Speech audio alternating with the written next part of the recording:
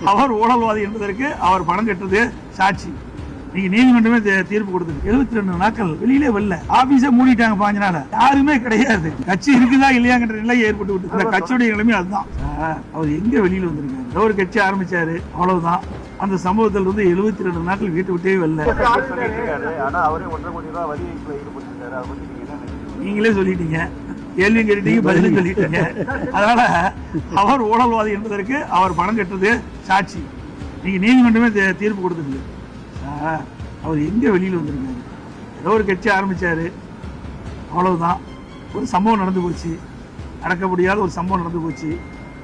அந்த சம்பவத்தில் இருந்து 72 நாட்கள் வீட்டு விட்டே வரல. இது வரைக்கும் எத்தனையோ கட்சி தலைவர் இருக்கிறாங்க. ஆனால் ஒரு சம்பவம் நடைபெற்ற பிறகு அதை துணிந்து நின்று அதற்குண்டான தீர்வு காணுவதுதான் ஒரு அரசியல் கட்சியுடைய தலைவருடைய கடமையா இருக்கு. ஆனா கட்சி ஆரம்பிச்சுட்டு ஒரு துயரமான சம்பவம் ஏற்பட்ட உடனே 72 நாட்கள் வெளியிலே வரல. ஆபீஸை மூடிட்டாங்க 5 நாள். யாருமே கிடையாது. கட்சி இருக்குதா இல்லையாங்கிற நிலை ஏற்பட்டு விட்டது. இதுதான் நிலைமை தமிழ்நாட்டுடைய நிலைமை. அந்த கட்சியுடைய நிலைமை அதுதான்.